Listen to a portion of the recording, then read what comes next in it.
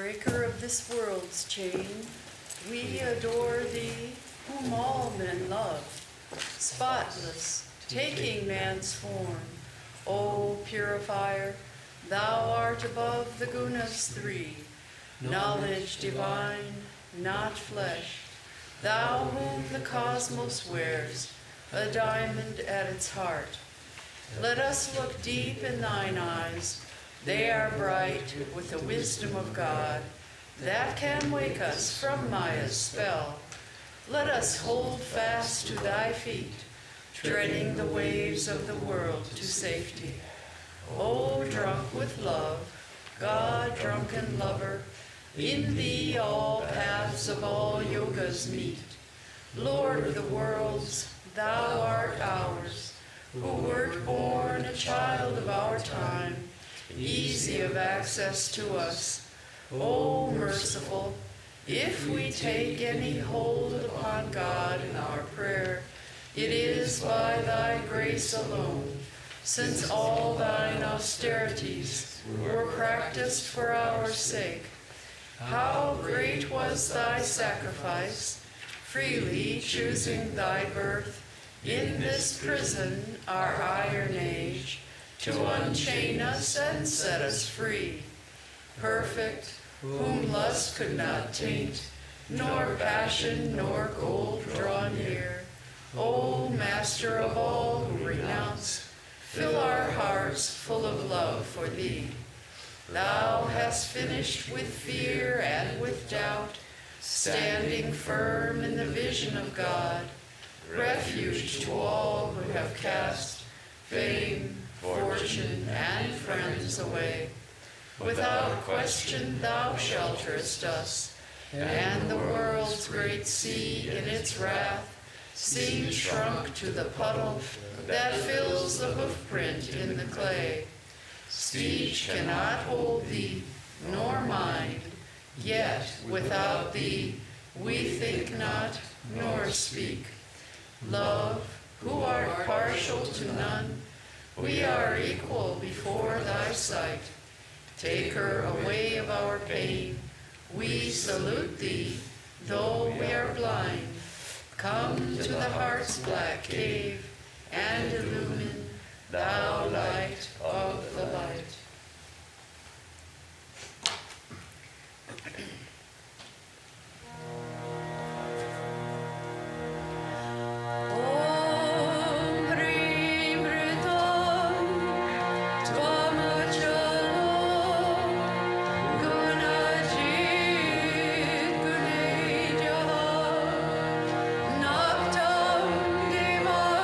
Sakaruna, Tava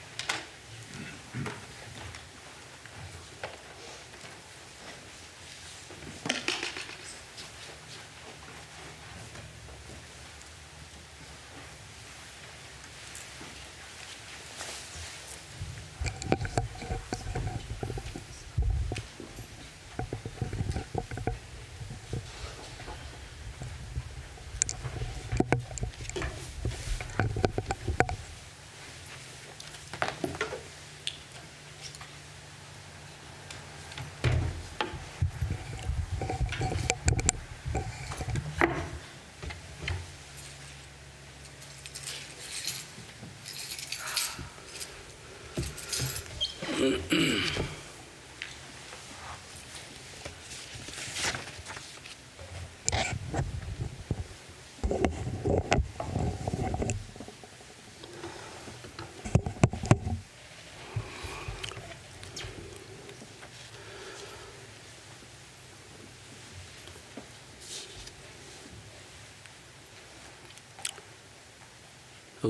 Stapukaya cha dharmasya sarvadharmaswarupine avatara varisthaya Ramakrishnaya te namaha.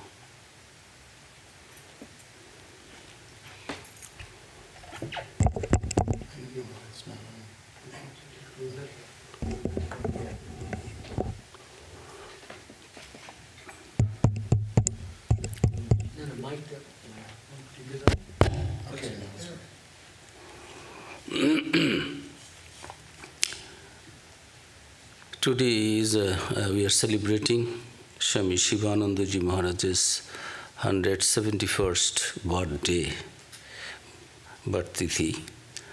And Swami Shivanandaji, as we know, used to be called as the Mahapurusha Maharaj. This Mahapurush means great soul. The name was given by Swamiji himself because Swamiji was very much impressed by the fact that although Swami Shivanandaji Maharaj was married and stayed with his wife, but never he had touched his wife. And one day Swami Vivekananda was telling the story that in the life of Sri Ramakrishna only such renunciation and purity is seen, otherwise how is it possible in family life to live a complete celibate's life? Then Mahapurush Maharaj was present there. He said, by Master's grace, this also did the same. Then Swamiji gave him a hug, embraced him and said, oh Dada, my dear elder brother, then you are a Mahapurush, you are a great soul. So that name was given by Swamiji, and everyone in the order of Ramakrishna Math and Mission, Swami Shivanandaji, whose pre-monastic name was Taraknath Ghoshal, was known as Mahapurush Maharaj. His father was Ram Kanai Ghoshal and mother was Bama Sundari Devi. Both were very pious, and father was a devout worshipper of the Divine Mother and used to come to Dakshineshwar. Before, many times Swami Shivanandaji as young man used to come to Sri Ramakrishna. His father was known to him. Actually, his father treated also Sri Ramakrishna for his burning sensation. We will read all these things a little bit from this, his biography. But this Mahapurush Maharaj was the second president of the Ramakrishna Math and Mission, and during his time many centers came up, new centers. At that time it was the period of growth, new centers. Wherever this master's disciples went, new centers came up. When after Swami Vivekananda's visit from the West, Swamiji was back in India and traveling to different places in Himalayas with some of his brothers. Mahapurush Maharaj also was there, and suddenly on one day, very nicely, such a loving brother telling, Tarakda, my money is finished, now you find out your path, wherever you will go. And suddenly Mahapurush Maharaj was thinking, oh God. So nothing was there. They were all in the company of Swami Vivekananda and with his disciples, and everywhere nice time they are passing through. But Swamiji said, wherever you go, see that a new center comes up. So that was actually the intention of Swami Vivekananda, to utilize the organizing power of Swami Shivanandaji. So we'll read a little bit from his life. His father used to stay in Barasat, the estate house of Rani Rashmani, who was the founder of this Dakshineshwar Kali temple and owner of that temple garden house where Sri Ramakrishna passed his time from 1885 to 1855 to 1885, 30 years. And this same Rani Rashmani was the owner of their house also at Barasat, because this Ram Kanai Ghoshal was a very famous attorney, and he was attorney of Rashpuri Devi also. And Taraknath was born there on Thursday, 16 December at Barasat, a small town east of Calcutta.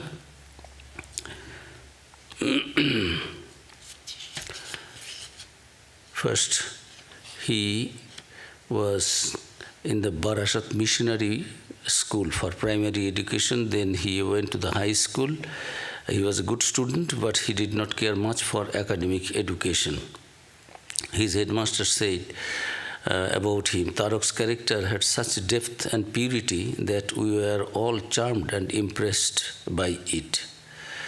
When in the 10th grade, Tarak learned that his father's income had become reduced, and in order to help the family financially, he left the school and looked for a job and worked for some years in railways, placed in Ghaziabad, Mughalsarai, in different big railway, big junction stations in those places in North India.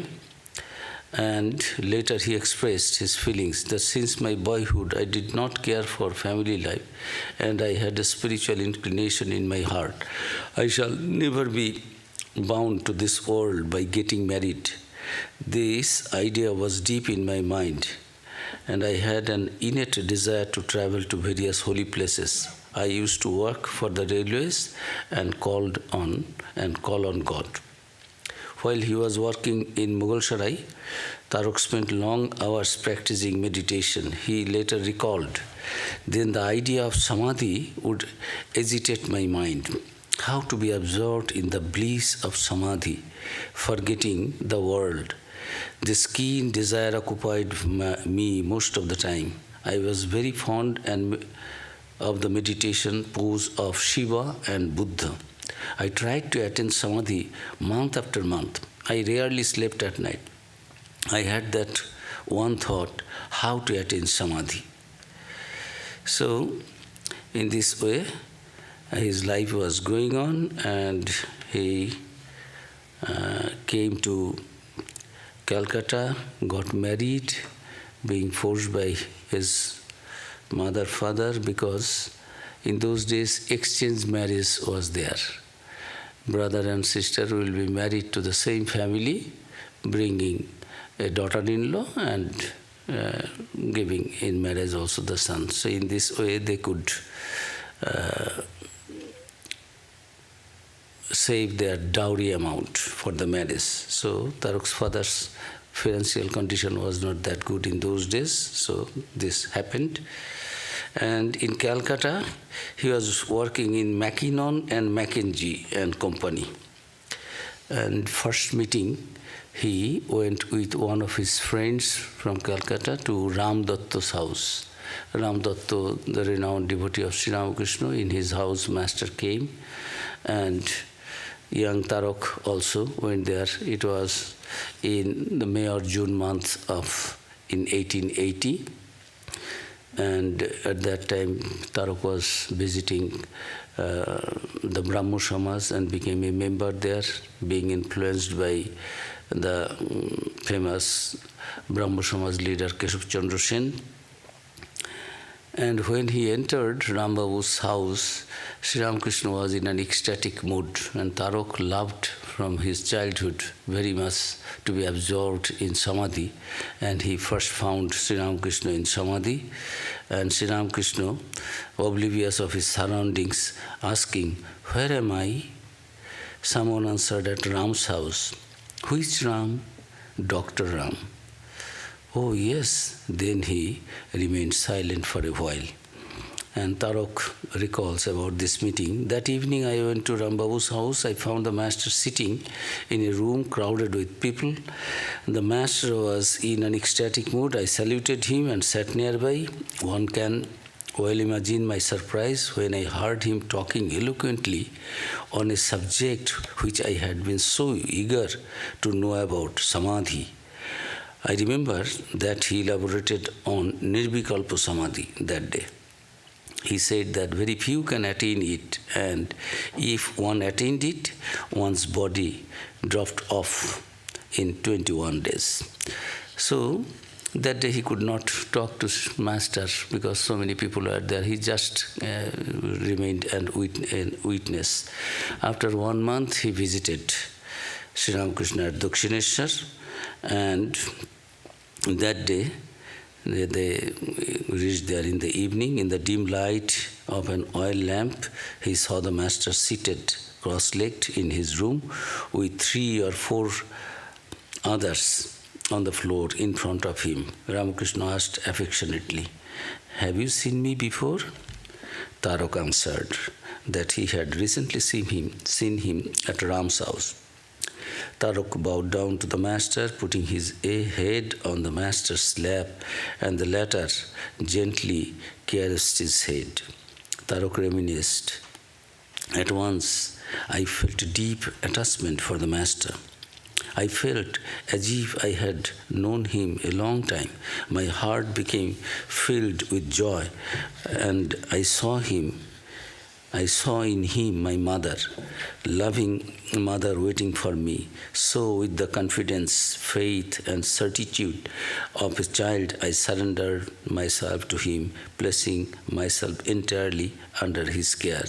I was certain that at last I had found him for whom I had been searching all these days. From then on, I looked upon the Master as my mother."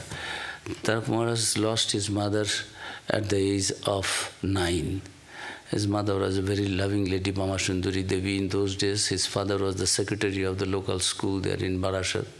And this mother, such a wealthy family, still would not give any cook for cooking. Rather, she would take care of her own son Tarak and another nearly 25 to 30 students, freely keeping them, giving fooding, lodging, everything like as it were her own son. And sometimes their mother was so generous-minded and broad-minded. You see the son also. Used to tease her, "What you are doing? You don't take a little special care of your own son? He is living with as you treat him like the other boys living with you." Then mother said, "No, I have got him from Shiva." His name was Taraknath because they did not have for long a son. So his mother, Shivanandaji's mother and father, they were devout, pious devotees. Mother was offering prayers to Tarokeshwar Shiva.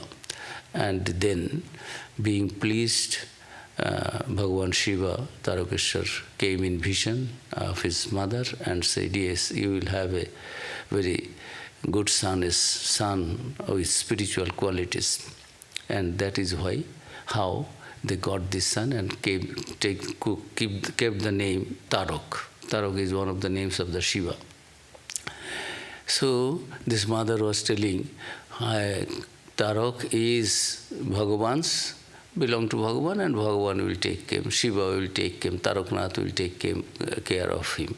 So mother was so unattached about this worldly matter and so generous-minded. And so when he found Sri Ramakrishna, he completely surrendered and thought that I have got my mother back.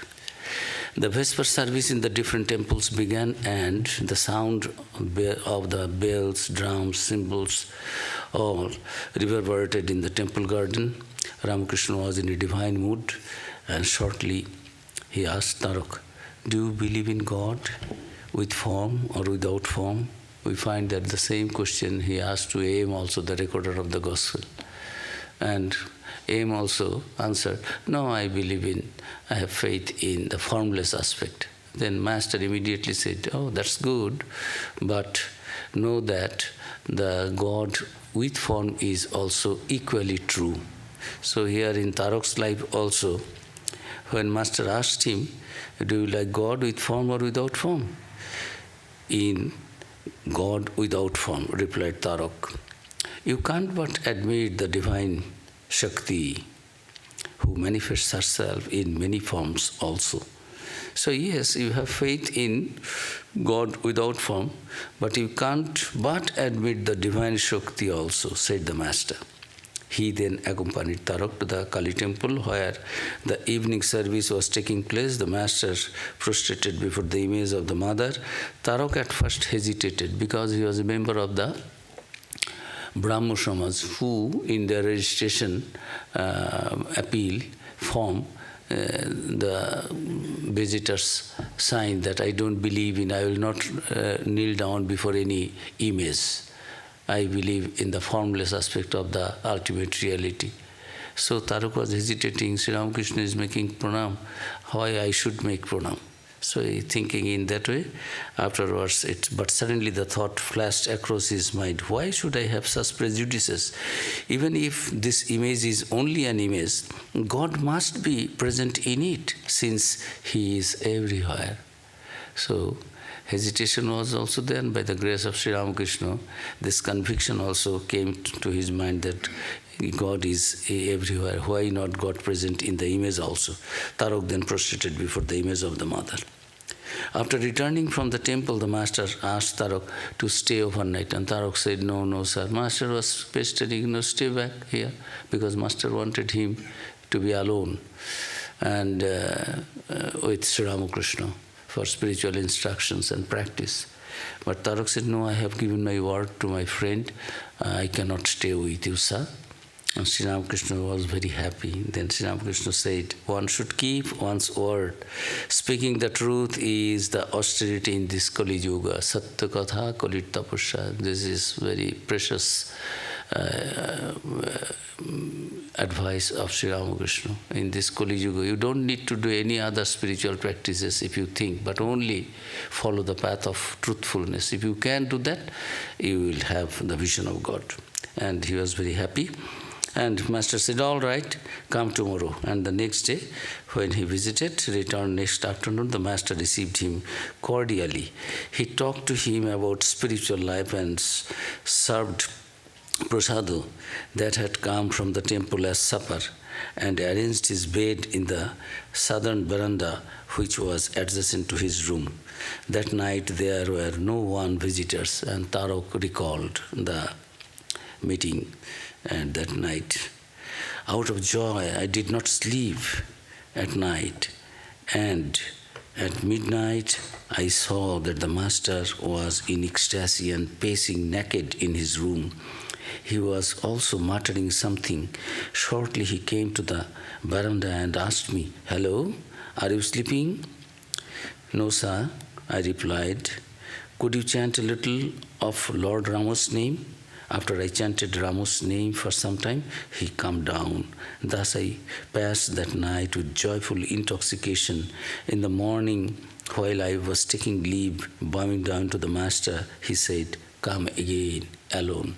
In many of our direct disciples, like those who used to stay overnight there, we find that master used to stay, they ask them that stay here overnight, and at night, without any clothes, he would come and like a small boy, a child of 5 years will ask, are you sleeping? And I would start talking about the spiritual life, many things.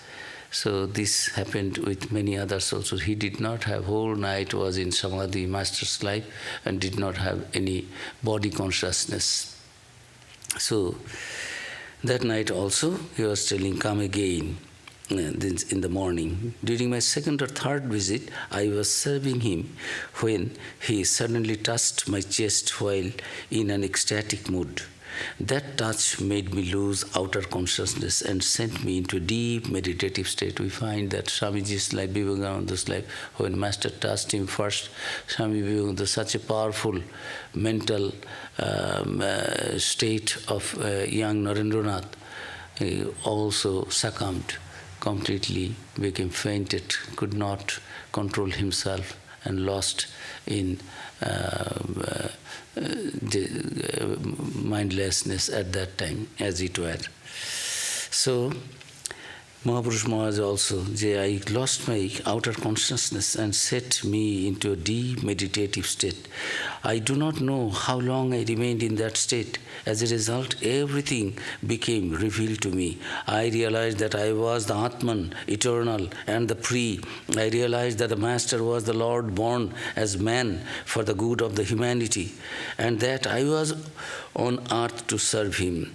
He gave me a similar blessings another day under the banyan tree in the Panchavati.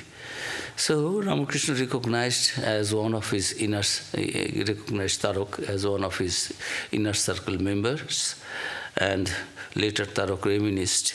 One day Sri Ramakrishna was asking, well, so many people come here. I seldom ask anyone about his home and family or desire to know anything about these things. But when I first met you, I felt that you belonged here, that I would like to know the particulars of your home, parents and the like. Can you tell me why? Where is your home and what is your father's name? In reply, I told him, I came from Barasat and my father's name was Ramkanai Ghoshal. Hearing this, immediately Master said, indeed, you are Ramkanai Ghoshal's son. Now I understand why the mother aroused this desire in me for information about your home. I know your father very well. He is the attorney of Rani Rashmani's estate. The Rani and her family always thought highly of your father.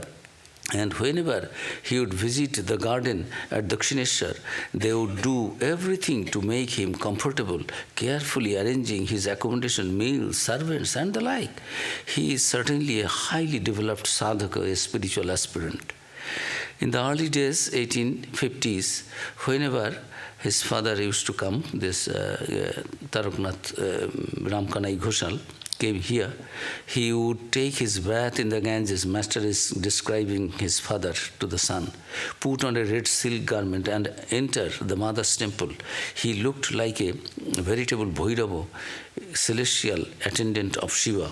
He was tall, stout and fair complexioned, and his chest was always red. He meditated for long periods in the mother's temple, and he used to bring with him a musician who would sit behind him singing songs symbolically describing the nervous centers in the human body, as well as songs about Mother Kali. Your father would be absorbed in meditation with tears streaming down his cheeks. When he left the temple after meditation, his face would be flushed with spiritual emotion and nobody would dare approach him. At that time I was suffering, Sri Ramakrishna is telling that he was suffering from an unbearable burning sensation all over his body.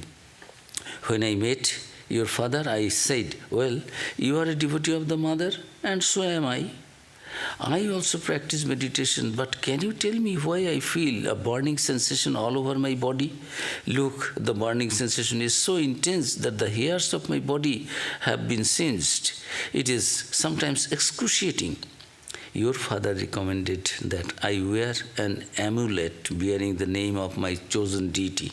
Strange as it may seem, with the wearing of this amulet, the burning sensation at once diminished. Would you ask your father to visit me sometime?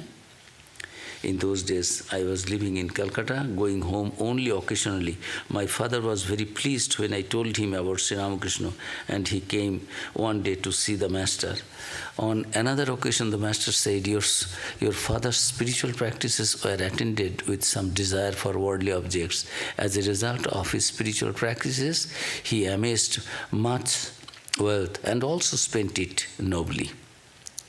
On one occasion, Tarok requested the master to give him the experience of Samadhi. The master told him, you will get it. Don't be impatient. The Divine Mother will bless you at the right time. When requested by Romarola, when Romarola was writing in the last half of 20th century, decade in 20th century, around the 30s, 1925 to 30s, then he requested, you give me some material. Have you seen, experienced that Samadhi? Yes, Sri Ramakrishna not only entered the Samadhi, he gave me also. I am the witness. Yes. by Master's grace, several times I experienced that Nirvikalpa Samadhi. So he requested that give me that Nirvikalpa Samadhi. The Master told him, you will get it, don't be impatient, Divine Mother will bless you at the right time. Another day, the Master took Tarok to the Panchavati and wrote a mantram on his tongue, which put him into deep meditation, and he lost consciousness of his body. Later, the Master brought him back to normal consciousness by rubbing his chest with his fingers. This is a kind of tantric initiation in which a guru imparts spiritual power to his disciple. Swami Sharadananda wrote in Sri Ramakrishna, the great Master, that the Master's touch roused an upsurge of longing for God in Tarok's mind. Suddenly, all the knots of his heart were loosened. Tarok recalled his wonderful experiences during his early encounters with the Master, and we complete here. When I first started visiting the Master, I often felt inclined to cry. One night I was crying uncontrollably by the riverside near the bokul tree. The Master was in his room and he inquired where I had gone. When I returned, he asked me to sit down and said, the Lord is greatly pleased if one cries to him. Tears of love wash away the mental impurities accumulated through the ages. It was very good to cry to God. Another day, when I was meditating in the Panchavati grove, my concentration became very deep. The Master came towards me from the pine grove, and as soon as he looked at me, I burst into tears. The Master stood still. I felt something creeping up inside my chest, and I was overcome by a fit of shaking. The Master said that my crying was not insignificant. It was a type of ecstasy. I then followed him to his room, where he gave me something to eat. The awakening of the Kundalini, the spiritual energy, was an easy matter for him. He could do this even without a touch, but by a mere look. So, in this way, his good days passed at Dakshineshwar, and when Master passed away in 1886, they went to Antpur, where they took the vow of taking sannyasa under the inspiration of Swami Vivekananda on the 24th of December, on this Christmas Eve night, and next month doing Viraja Homo. They all took the sannyasa, a formal fire ritual ceremony, and Swami Vivekananda gave him the name Swami Shivananda. Sri Ramakrishna bound his disciples with a cord of love. Shivananda later remarked, we had so much deep love for each other that we were ready to sacrifice our lives for each other. Whenever there was something, just a little confusion and doubt in the minds of the young disciples about Swamiji's way of functioning the order in a Western way in their eyes, then Swamiji used to tell them that the Master has told me what I can say, and they used to tell yes. Just a little bit doubt came, but we will always follow your leadership. That is what Master said. And they all had this loving relation to each other. After that, Swami Shivananda felt that he should go alone and free, as a free itinerant monk in different places, and he visited Kedar, Bodri and many other places in the Himalayas, and very nice descriptions he was writing letters to Swami Brahmananda. It has been 4 days since I arrived at Badrinarayan, a beautiful place situated right on the bank of the river Alaknanda, surrounded by snow peaks. Here the Alaknanda flows through snow. In certain spots, the river is so wholly covered with snow that the water is not visible at all.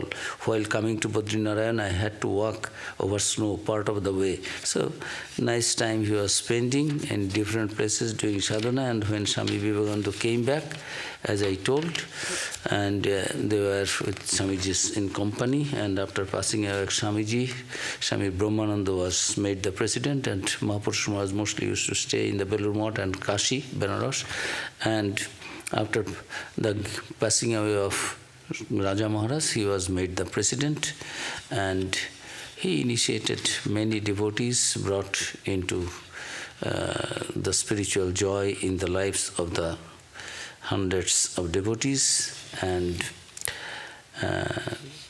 at Varanasi also he did tapasya, as I told. A monk wrote in his diary about Shivananda's daily life.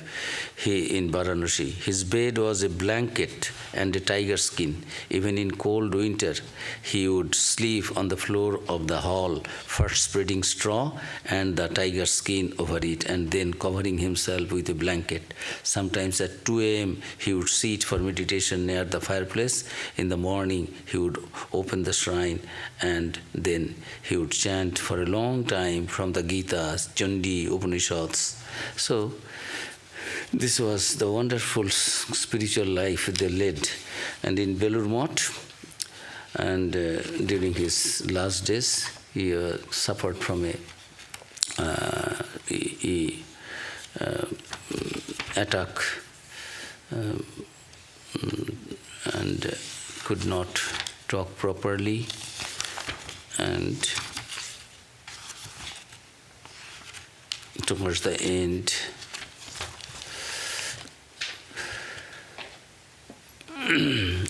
in April 33, Shivananda expressed a desire to see the monastery. His monastic disciples carried him in a chair. He bowed down to all the temples, visited the dairy, the flower and vegetable gardens, the stores and offices. At last he bowed down to the Mother Ganges. His face was beaming with joy. This was his final tour around the monastery, and his last words were, "Whatever is true will happen. Truth alone triumphs in the end. Truth alone persists. That which is false does not last. Therefore, one should not regret it." So, all his teachings are there in his book, Shivananda Bani, and some other books. On 3rd February 1934, 9 months after the stroke, Shivananda developed pneumonia. His condition slowly deteriorated. Several eminent doctors struggled to keep his great soul alive. Swami Shivananda lived to see Sri Ramakrishna's birth anniversary of 15th February and the public festival on Sunday, 18th February. He passed away at 5:36 p.m. on Tuesday, 20th February 1934.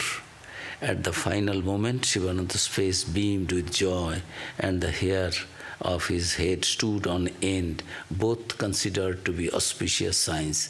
The monks chanted Shankara's 6 stanzas on Nirvana, Pushpa Dantas Shiva Mohimna Stotram, the Upanishads and the Gita. Abhedananda came and offered flowers at the feet of Shivananda and recited a line from the Bhagavata. "O great soul, my salutations at your lotus feet." According to the traditional custom, Shivananda's body was bathed with Ganges water, decorated with flowers and sandal paste, and then consigned to the flames of the funeral pyre on the bank of the Ganges. Hundreds of monks and devotees solemnly liberated, "Glory be unto Sri Ramakrishna. Jai Bhagavan Sri Ramakrishna Dev ki Jai." If anyone ever asked where he would go after leaving the body, Swami Shivananda replied that his rightful place would be in Ramakrishna Loko, abode of Ramakrishna, with the Master. His life is a glowing example of a person who continuously lived in God consciousness. One day he humbly said to a monk, "Look, I am my Master's dog. As a dog protects the precious wealth of its master from robbers, so I am protecting the valuable spiritual treasures, discrimination, renunciation, knowledge, devotion, etc. of the Master in this monastery.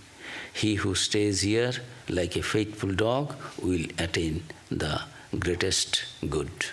He used to say, "Guru ka dwar mein kutta ka mafik parro." He, when staying in Belur Math for the novices, that many things will happen, but never lose your heart and faith in Master. Like a dog, you remain at the Guru's place, Master's place, and you will have that, the spiritual joy and ultimate reality in your life.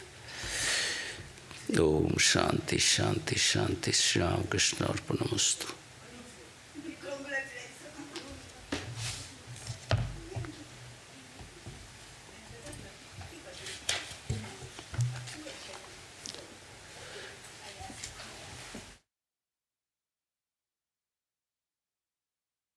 Special puja and celebration. So all are requested to see it online, and also those who will be able to come to join and attend the celebration.